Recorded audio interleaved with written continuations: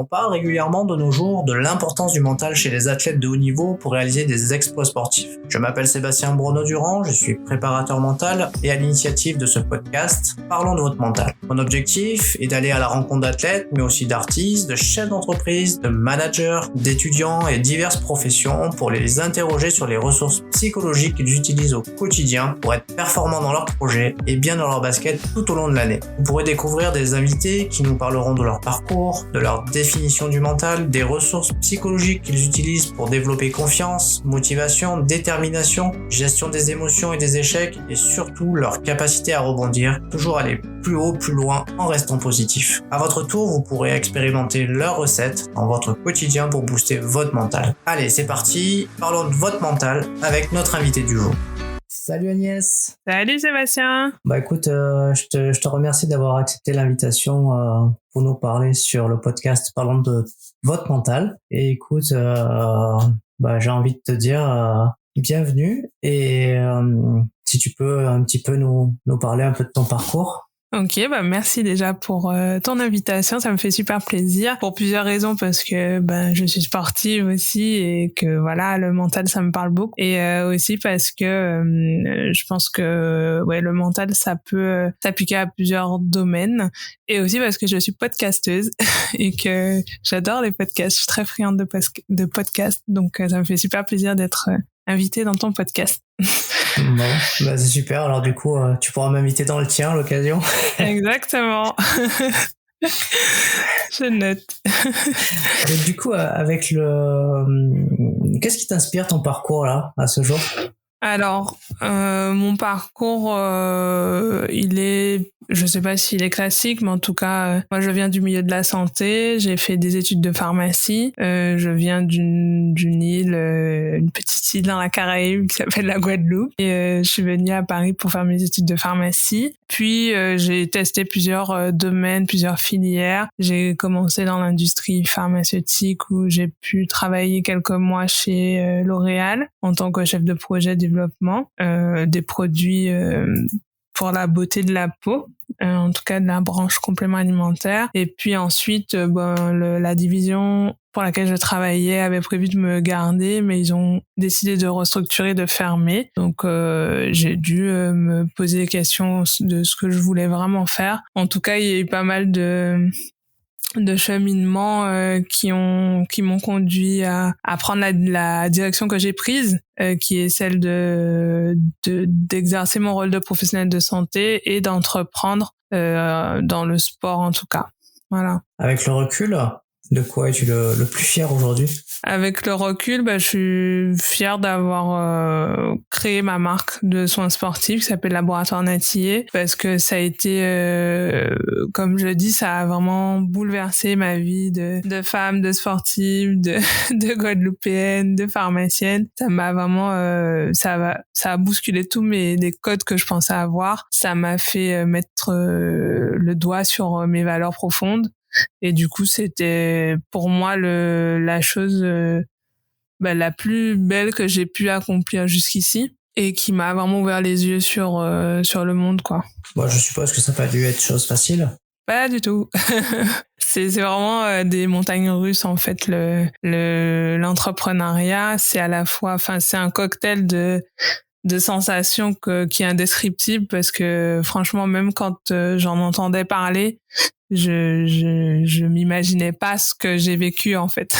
Donc à la fois tu peux avoir des super nouvelles dans la même journée, être super content et en même temps retomber très très bas parce que tu as une mauvaise nouvelle ou quelque chose à gérer dans l'urgence. Après ça fait ressortir des compétences que tu soupçonnes pas, notamment ta résilience, ta capacité à rebondir, et ça c'est vraiment typique je pense du mental d'un entrepreneur parce que on est un peu obligé, on sait que le chemin il sera pas tout droit, même ceux qu'on voit à la télé réussir, lever des fonds, etc. passent par ces mêmes stades à différents niveaux, mais ils passent toujours à ces mêmes stades, même s'ils sont à la télé, ils ont beaucoup de visibilité, etc. Mais ils ont quand même ces questionnements, ces problématiques-là, ces choses à gérer. Donc il faut pas oublier le travail qui est derrière quand on voit un entrepreneur et quelqu'un qui a monté sa boîte. Oui, c'est sûr que c'est, comme tu disais, c'est un peu les montagnes russes. Et du coup, ça nécessite beaucoup de mental. Alors, du coup, on va parler un peu du tien, de mental. Si tu devais nous donner une définition du mot mental, ça serait laquelle? Une définition du mot mental, pour moi, c'est utiliser nos capacités cognitives pour pouvoir fonctionner dans la vie de tous les jours et dans différentes situations. Parce que moi, le mental, je l'utilise beaucoup dans le milieu sportif, je l'utilise aussi comme j'ai dit, dans le milieu de l'entrepreneuriat. Donc, c'est vraiment pouvoir utiliser ces ressources qu'on a en nous pour pouvoir accomplir des choses. Est-ce que tu fais une nuance avec avoir un bon mental? Avoir un bon mental, pour moi, ça se travaille. C'est comme un entraînement sportif, hein. Il faut pouvoir déjà avoir conscience des compétences qu'on a et pouvoir les travailler, et quand ça va pas, pouvoir faire le point aussi et savoir s'écouter. Pour moi, c'est ça, avoir un bon mental. Alors, tu dis que tu travailles tes qualités mentales. Comment tu fais pour les travailler? J'ai été un petit peu accompagnée par une coach mentale pour mon sport, dans le cadre de mon sport. Donc, j'ai mis en place des outils, des outils pour la concentration, des objectifs pour le niveau sportif, et aussi je médite. De temps en temps, je pourrais pas dire que je médite quotidiennement, mais en tout cas j'essaie de le faire, et ça me permet de lâcher prise, de laisser passer certaines pensées et de me recentrer sur moi et sur ce que je veux faire. Donc oui, j'essaie de le travailler. Je sais que je suis pas encore assez assidue comme j'aimerais l'être, mais j'essaie de le faire en tout cas. Tu disais que c'était important de se connecter avec soi-même. Tu pourrais nous en dire un petit peu plus? Pour moi, c'est hyper important d'être aligné avec ses valeurs, parce qu'en fait, on peut pas exploiter son potentiel si on n'est pas aligné avec ses valeurs, si on fait les choses à contresens, en fait. Des fois, on le sait pas forcément. Enfin, moi, j'ai découvert aussi pas mal de choses sur moi, comme je disais, avec le début de l'aventure. Mais je pense qu'on ne sait pas forcément ce qui nous attend quand on cherche pas à le savoir non plus. Mais pour moi, il faut bien être à l'écoute de tout ce qui nous vient comme sensation, comme émotion, et pouvoir mettre des mots dessus ou accepter, ou alors travailler dessus en fonction des résultats qu'on va obtenir. Alors, est-ce que tu te définirais comme une athlète qui a confiance en soi? Alors, je dirais pas que j'ai confiance en moi, parce que j'ai eu beaucoup de, on va dire, syndrome de l'imposteur de la sportive, surtout par on va dire ma carrière sportive qui est un peu atypique. Je suis pas passée forcément par des CREPS ou des pôles de formation. J'ai commencé le volley assez tôt, à l'âge de 14 ans. Mais j'avais pas forcément accès à des structures comme maintenant il y a des pôles, etc. En tout cas en Guadeloupe. Quand je suis partie à Paris, j'ai mis un petit peu un frein à ma carrière sportive, donc je suis passée à un niveau très très amateur, et au final j'ai réussi à quand même rentrer au niveau national, alors que je venais de 4 divisions en dessous. Donc j'ai un peu je me sentais pas à ma place pendant de nombreuses années parce que effectivement je ne l'étais pas, j'avais pas le niveau, mais j'avais envie de l'avoir, et je me suis donné les moyens de l'atteindre, et en tout cas mes entraîneurs ont su percevoir ça en moi. Et c'est ce qui m'a donné la chance de pouvoir jouer au premier niveau amateur, qui est le niveau élite, qui est en fait un niveau semi-professionnel, parce qu'au-dessus c'est la pro féminine. Et du coup, je pense que oui, j'ai longtemps souffert de ce syndrome de l'imposteur où je me sentais pas au niveau. Mais au bout d'un moment, j'ai eu un petit switch, surtout quand je suis passée au niveau élite, parce que il y a eu cette saison-là un bel écrémage. Il y a eu pas mal de de joueuses de l'équipe qui avaient joué la montée, qui n'ont pas été gardées pour le projet élite. Et moi, je faisais partie des sportifs qui étaient gardés. Et du coup, j'ai eu une grosse prise de conscience en me disant que j'avais des compétences.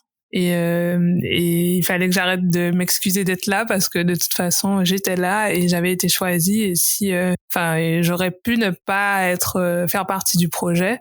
Donc si je fais partie du projet, c'est que j'ai été choisie et que je mérite ma place. Donc à partir de ce moment-là, j'ai commencé à arrêter de me donner de me faire des barrières mentales et essayer de juste me dire je prends tout ce qu'il y a à apprendre et je suis là pour progresser, quoi. Ok, oui, c'est intéressant ce que tu dis. Du coup, t'as eu une prise de conscience par rapport à un écrémage sur une saison dans une ligue professionnelle, quoi. Du coup, Oui, c'est ça. Et surtout cette phrase, on me l'a répétée il y a pas si longtemps en business. C'est arrête de t'excuser d'être là, en fait. Très souvent, on a tendance à se dire oui, mais il y a plus fort que moi, mais il y a meilleur, il y a etc. Et en fait, il faut juste se dire je suis là et j'ai ma place, j'existe et du coup c'est OK, quoi. Enfin, il faut pas s'excuser tout le temps, il faut arrêter de s'excuser, sinon on fait pas, quoi. Eh oui, faut arrêter de s'excuser, comme tu dis, mais éviter de se déprécier en cas de difficulté et essayer de se tirer soi-même vers le haut, ce qui n'est pas toujours simple, en fait. C'est ça. Comment alors tu étais dans un sport, donc du coup, tu nous parles un peu de tout ça. Du coup, le regard des autres, tu le vis comment dans ton sport? Le regard des autres, je le vis de mieux en mieux. Parce que avec l'expérience aussi fait que maintenant le sport je le pratique différemment, je pense. En tout cas maintenant j'ai arrêté le volleyball en salle depuis 2019, enfin avant Covid, et je regrette pas du tout mon choix. J'ai choisi de pratiquer le beach volley que je commençais déjà à pratiquer depuis 2-3 ans avant d'arrêter, mais à temps très très partiel et à un niveau très très débutant. Et là j'ai pris conscience que j'avais vraiment envie de progresser, d'apprendre d'autres facettes de mon sport et du coup d'être moins catalogué, parce que c'est vrai que dans le volley on est un petit peu catalogué dans nos postes, en fait. Par exemple, typiquement, moi je fais partie j'ai une taille qui est quand même assez grande pour une fille, en tout cas à mon niveau, et en fait on est tout de suite catalogué au poste de centrale parce qu'on est grand. Donc du coup, le souci c'est que on se spécialise beaucoup. Donc effectivement, on est expert dans notre domaine, mais à côté, on bosse pas beaucoup les autres secteurs de jeu. Et ça, j'en ai un peu souffert quand j'ai voulu passer au beach volley parce que c'est un sport qui est très complet. Et du coup, fallait réaligner en fait tous les curseurs qui étaient complètement désorganisés. Et ça m'a fait beaucoup de bien aussi de repasser par cette phase d'apprentissage et de voir ensuite la progression et les capacités que j'avais pour pouvoir aller atteindre ou alors gagner des tournois ou faire des performances en championnat de France, quoi. Donc voilà. Ça t'a permis en tout cas une fois de plus de te rendre compte de toutes les compétences que tu pouvais transférer en tout cas dans une discipline qui est la même mais qui est dans un environnement différent, si j'ai bien. Oui, c'est ça. Et puis pour répondre au regard des autres en lui-même, avant j'avais presque honte d'être sur un terrain parce que je me disais j'avais peut-être pas le niveau d'être là. Et au final maintenant, je le prends comme plutôt un challenge. Et je me dis voilà, je suis capable d'embêter telle équipe qui est la référence au niveau national. Donc ça veut dire que je sais pas, j'ai des compétences. Donc à moi de les exploiter au maximum, en tout cas de faire le jeu que j'aimerais avoir pour pouvoir ne pas être frustrée à la fin d'un tournoi. Et puis après, si elles gagnent, tant mieux, c'est qu'elles ont mieux joué, quoi. Elles avaient un jeu qui était plus adapté, autenté, et puis bravo, quoi. Donc du coup, en fait, pour rester positif, tu te crées des challenges. Oui, je me crée beaucoup de challenges et de défis personnels. Je pense que ça vient aussi de ma formation de salle, parce que quand on fait beaucoup d'entraînement et qu'on s'entraîne à haut niveau, on a cette culture de l'entraînement. Donc on sait ce que c'est que s'entraîner régulièrement pour atteindre un objectif. On sait ce que c'est que de beaucoup travailler et parfois pas forcément avoir les résultats qu'on veut, mais de continuer à travailler. Donc du coup, je pense que ça a été hyper important pour moi en tout cas d'avoir cette culture sportive, et ça me sert encore beaucoup parce que je sais que voilà, je suis capable d'abattre beaucoup de travail en prévision d'objectifs, parce que je sais que j'ai l'habitude de bosser, quoi. Donc je transfère ça aussi beaucoup au monde de l'entreprise et à mon quotidien. Est-ce que tu as des trucs pour te motiver au quotidien? Au quotidien, j'ai beaucoup de to-do. J'essaye d'avoir des objectifs que j'écris. Me dire par exemple aujourd'hui il faut que je fasse ma formule au laboratoire par exemple ce matin, faut que j'enregistre le podcast avec Sébastien, enfin voilà, j'essaie de me noter des objectifs. Après j'ai tendance à être assez ambitieuse, à m'en noter toujours plus, mais en me disant c'est pas grave si j'ai pas fait tout, mais au moins je me fixe l'objectif d'atteindre au moins les 3/4, et c'est pas grave si j'atteins pas tout. L'essentiel c'est de le faire et de le faire bien et de faire un peu. Et j'ai aussi la culture de faire un peu tous les jours. Donc de me dire que il faut aussi réussir à être dans du quotidien. Donc même si je fais pas des énormes tâches qui sont très lourdes tout le temps, j'essaie de faire un petit peu tous les jours. Et je me dis, en faisant un petit peu tous les jours, j'arriverai au bout de la semaine à finir ma tâche, ou à rendre quelque chose qui est pas forcément facile à faire, ou qu'on n'a pas forcément envie de faire, plus agréable, ou en tout cas plus facile à faire. Ouais, je comprends. Ça fait penser un peu à un escalier. Ouais, j'essaie vraiment des petits pas, ouais. Voilà, petit pas par petit pas, ou une échelle, et puis au final, l'objectif c'est d'arriver en haut en fait. C'est ça. Ah, c'est intéressant tout ça.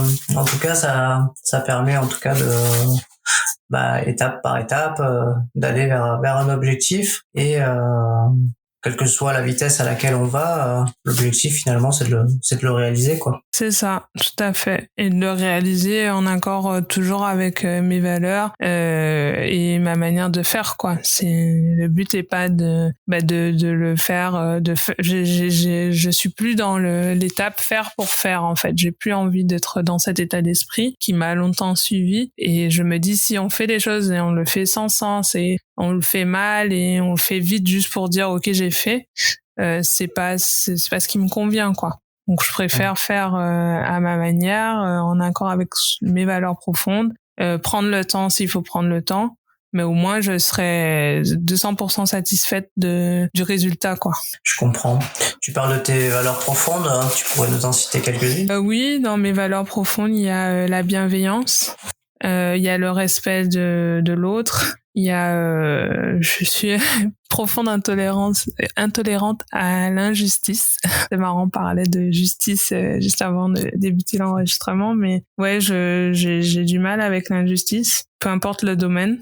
Donc en santé, dans la vie de tous les jours, en sport, j'ai vraiment du mal avec l'injustice. Même tu vois un film qui serait avec l'injustice, ça me rend, enfin ça me donne des émotions qui sont très très fortes. Et tu vois, ça fait partie de mes valeurs profondes. Après, il y a la nature.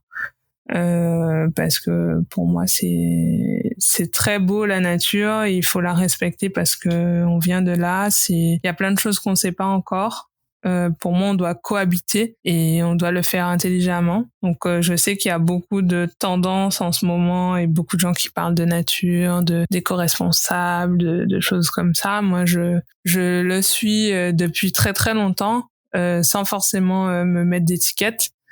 Mais je suis très amoureuse des plantes, à la fois plantes médicinales comme plantes ornementales, enfin qu'on peut avoir chez soi, et parce que je trouve ça très très beau, et je trouve que ça apporte beaucoup à l'être humain, en fait. Enfin on dit que les plantes c'est la base la base de la vie, c'est à l'origine de plein de choses. Donc ouais, et la nature, être en lien avec la nature, ça me parle beaucoup. Oui, puis d'autant plus qu'avec cette période de confinement qu'on a subi pendant plus d'une année, être en contact avec la nature, ça fait du bien aussi. C'est ça, et puis on se rend compte que au final, on avait pris beaucoup de place sur cette nature, et que avec ce confinement, par exemple, on voit que les arbres évoluent différemment, les animaux aussi se comportent différemment parce que on était moins envahissant, quoi. Donc ça montre qu'on a vraiment un impact sur ça. Donc il faut le mesurer, et qu'il faut surtout respecter cet écosystème-là avant qu'il soit détruit et qu'il ne puisse plus nous apporter ce dont l'homme a besoin. Et oui, ça c'est important. J'espère en tout cas que les gens en prendront conscience rapidement. Si on parlait un peu de la gestion de tes émotions, et si je te parlais un peu de pression, de stress, est-ce que ça te parle tout ça?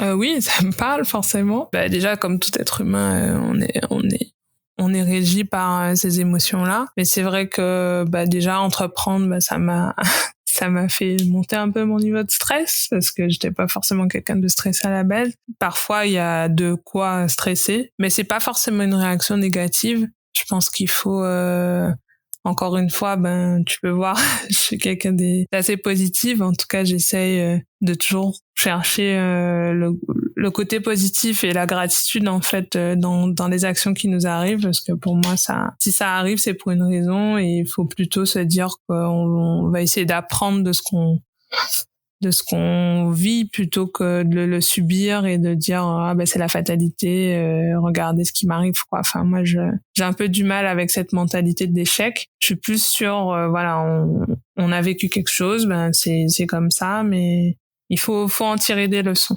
Donc voilà, le stress, oui, ça me parle. J'essaie juste de m'écouter encore une fois, de voir quand ça prend trop le pas sur ma personne, sur ma santé, sur moi, sur ma façon de fonctionner. J'essaye de voir d'où il vient, de voir s'il y a moyen de l'enlever.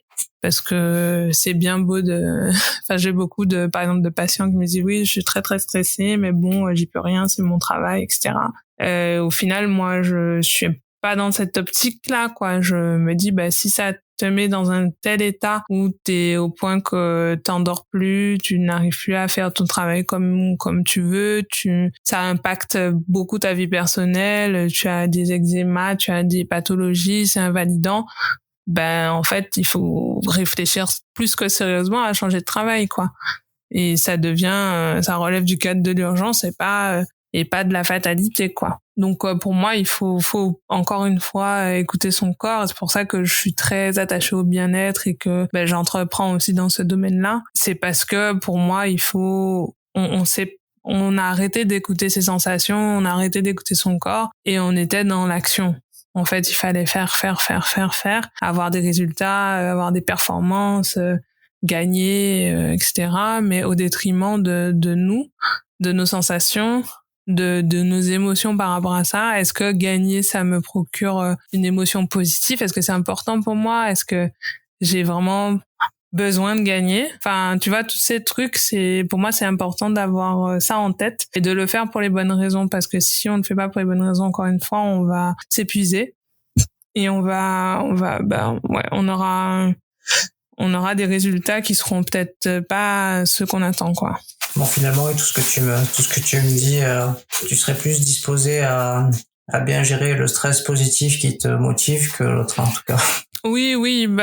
Et puis, de toute façon, je suis dans un état d'esprit où, pour moi, on peut pas vivre dans un monde où il y a pas de stress. Le stress, ça, c'est positif aussi, hein, en physiologie. On sait que, le fait qu'il y ait des hormones de stress, le cortisol, etc., c'est pour nous mettre en alerte. Mais, il faut pas qu'on soit en alerte rouge tout le temps, tous les jours et 24 heures dans la journée. C'est juste ça, en fait. C'est juste régler, en fait, les curseurs et se dire, si ça commence à prendre 24 heures dans ma journée, ce niveau de stress, et que ça m'empêche de dormir, là, ça commence à être problématique et ça va pas aller mieux si on ne touche pas à la source du stress. Ouais, c'est sûr. T'as qu'à être en capacité de bien l'identifier déjà et d'être à l'écoute de son corps, comme tu disais si justement, et de ses sensations. T'es un métier où t'es souvent dans un labo, si j'ai bien compris. Ouais. Ouais. Du coup, tu utilises des techniques particulières pour rester bien concentré dans ton labo quand tu fais tes expérimentations? Alors, moi, j'ai plusieurs casquettes. Donc, j'ai la casquette de pharmacienne, professionnelle de santé, en contact beaucoup avec les patients, avec des gens qui sont justement stressés, malades, qui sont dans l'incompréhension, qui sont dans certaines parfois dans le rejet de leur maladie, etc., ou du système de santé ou des médicaments, etc. Je suis aussi parfois au laboratoire, comme tu l'as dit, pour pouvoir mettre au point mes formules. Et effectivement, ça demande des capacités de concentration qui sont importantes, mais pas forcément une concentration stricte. Donc moi, ce que je fais, c'est que j'écoute un peu de musique. Souvent, ce qui me calme, alors soit j'écoute des podcasts, soit j'écoute de la musique, mais pas forcément de la musique à texte. Parce que si c'est de la musique à texte, j'ai tendance à vouloir écouter, chanter, etc. et ça me déconcentre. Mais parfois, voilà, juste de la musique, des instruments, quelque chose qui me donne un bruit de fond, quoi, sympa, et qui me permet d'avancer tout en ayant mes capacités de réflexion qui sont assez à haut niveau, quoi. Utiliser la musique, ça fait du bien pour le mental, le corps et la concentration. C'est ça. J'ai regardé ton petit clip là sur Instagram il y a un jour ou deux, non? Ouais. Ouais, pas vrai, c'est tout récent. En gros, tu nous dis que bon bah voilà, pour avoir une bonne force mentale, il faut rien lâcher quoi par rapport à ton projet. Et quand je te dis il ne faut rien lâcher, tu mettrais quoi derrière par rapport à ton projet? Comme j'ai dit, la capacité de résilience, vraiment se dire si j'image, je peux pas rentrer par la porte, c'est bloqué, le verrou il est vraiment coincé, rouillé, je vais essayer de voir s'il y a pas d'autre issue, si je peux pas passer par un autre biais, par une fenêtre, par une bouche d'aération, par l'évier, par tout ce que tu veux. Et en fait, il faut faire capacité il faut être créatif, en fait. Je me suis découverte une sorte de créativité dont je n'avais absolument pas conscience parce que, comme je t'ai dit, je viens d'un milieu très cartésien, scientifique, monde de la santé. Pour moi, c'est très scientifique, chimique, mathématique, tu vois, il n'y a pas vraiment de place à la créativité. Et au final, quand j'ai créé mes produits, quand j'ai mis au point ces formules pour le 100% naturel pour les sportifs, à la fois j'ai dû faire preuve de créativité pour la partie création de formules, mais aussi pour la façon dont j'aborde les choses, la façon dont j'aborde les sportifs, la façon dont je mène mon projet, parce que j'ai dû tout créer, il y avait rien de tout tracé, j'ai dû mettre au point ma société, j'ai commencé toute seule, je suis maintenant accompagnée, mais voilà, il y avait besoin de beaucoup mettre en place des choses qui n'existaient pas forcément avant et qui me correspondent et qui me permettent d'avancer avec ma façon de fonctionner. Donc voilà, il y avait le côté il faut tous les jours aller au front, aller avancer, essayer, si ça marche pas réessayer encore différemment et puis voilà, parfois ça me fait sourire parce que j'ai des personnes que j'avais démarchées il y a longtemps mais qui m'avaient pas forcément répondu et qui me répondent maintenant. Je me dis que c'est que j'ai continué à essayer et que j'ai dû les toucher différemment maintenant, donc c'est bien, mais ça montre qu'il faut pas lâcher parce qu'on peut aussi se dire j'ai essayé, il voulait pas, ciao quoi. Sauf qu'il était peut-être pas en phase à ce moment-là avec le projet ou alors avec la manière dont je le présentais. Peut-être une question de communication, tu peux dire? Il y a pas que de la communication, hein. Il y a beaucoup d'aspects dans ça, mais oui, la communication, c'est vraiment, ça fait partie du jeu, et sans communication, on peut avoir le meilleur projet du monde, il sera pas un projet à succès parce que il sera pas connu. Enfin, personne ne connaîtra. Ça peut être la meilleure invention au monde, si elle est pas bien communiquée, ça servira à rien parce qu'il y aura personne qui la connaîtra. Donc il faut en tout cas en prendre compte dans le développement d'une société ou d'une structure parce que c'est primordial, mais il faut aussi savoir s'adapter et rebondir et pas rester figé sur sur les process qu'on a fait. Pour ça que quand on crée sa société, ce qui est bien, c'est que on n'est pas dans une structure figée et que si demain on voit que ça marche pas, on peut changer. On peut décider de changer assez rapidement, de pivoter rapidement et Et ça, je trouve ça bien parce que moi, si je veux changer, par exemple, je change. Il y a personne qui va me dire ah non, tu fais pas ça comme ça, Agnès. Donc je trouve ça intéressant de pouvoir essayer plusieurs choses. Après, des fois, le fait d'avoir cette liberté, c'est aussi un peu perturbant parce que forcément, des fois, on se sent un peu perdu. On se dit et si ça marchait pas, et pourquoi je ferais ça comme ça? Je sais pas par où commencer. Donc, il y a aussi beaucoup de phases de questionnement parce qu'on est justement un peu seul et on n'a pas forcément quelqu'un qui va nous dire, fais comme ça, parce que moi, j'ai essayé et c'est bien et ça marche comme ça. À 200%, c'est sûr. Si tu fais ça comme ça marchera, quoi. Donc, voilà. Il y a pas au contraire, en entrepreneuriat, il y a pas du tout de règles mathématiques toutes tracées, sinon ça se saurait. Après, il y a beaucoup de choses à apprendre des gens qui ont réussi, parce que chaque fois, en prenant peut-être des petits morceaux, en les appliquant, en les adaptant à son business, ça peut donner des résultats intéressants. Et en tout cas, moi, c'est comme ça que je procède. C'est super de pouvoir écouter tout ce que tu nous dis sur ton aventure entrepreneuriale. On arrive sur la fin du podcast et j'aurais envie de te demander une citation qui t'inspire et qui te guide au quotidien. Alors, une citation... c'est difficile la question que tu me poses parce que j'en ai plein. C'est un peu bateau, mais pour moi, quand on veut, on peut. Ça, c'est vrai. En tout cas, ça te donner les moyens d'essayer et d'arriver. Je pourrais dire aussi la phrase que j'ai déjà citée, c'est pour moi il n'y a pas d'échec, il y a que des apprentissages, parce que pour moi ça me guide et c'est de la gratitude en fait. Il faut être dans la gratitude de ces échecs, parce que c'est en ayant un échec que on arrive à créer quelque chose d'encore plus beau en fait. C'est vrai que sur le coup on se focalise sur l'échec, donc on met la zone de lumière sur l'échec et sur ce qui ne va pas et sur ce qu'on a raté, et sur ce qu'on n'a pas bien fait, sur ce qu'on aurait pu mieux faire. Mais au final il faut se dire justement un peu comme un scientifique qui fait de la recherche. Une fois on m'a dit, c'est pour ça que je me suis pas dirigée vers la recherche, j'avais fait mon stage de 6 mois en master de formulation à la fac, et on m'avait dit tu es obligé de faire ton stage à la fac parce que les stages sont imposés, et il y avait pas beaucoup de stages en industrie, donc moi j'avais choisi un stage à la fac et on m'avait dit alors moi j'avais travaillé comme dératée, je finissais à 22h tous les soirs. Et on m'a dit, t'as fait que ça? J'étais là, oui, mais pour faire ça, j'ai déjà fait ça, et tout ça, tu l'as pas vu. Et en fait, elle me dit, oui, mais, et j'ai dit, en plus, ça marche pas. Elle me dit, oui, mais c'est une information que ça ne marche pas. L'échec, c'est une information. Enfin, le fait de dire, j'ai utilisé telle condition, et ça n'a pas fonctionné, c'est une information. Donc c'est pas une découverte qui va révolutionner le monde, parce que ça, il y en a une par décennie, quoi, à peine. Mais c'est une information.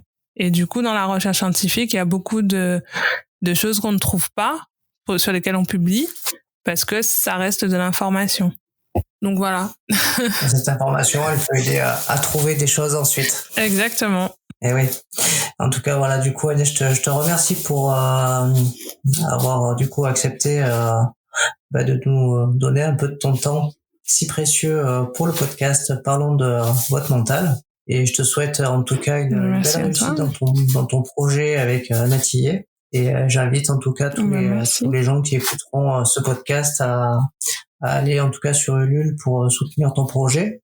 Et on indiquera le lien pour qu'ils puissent en tout cas y aller et pouvoir t'aider à réussir ce beau projet.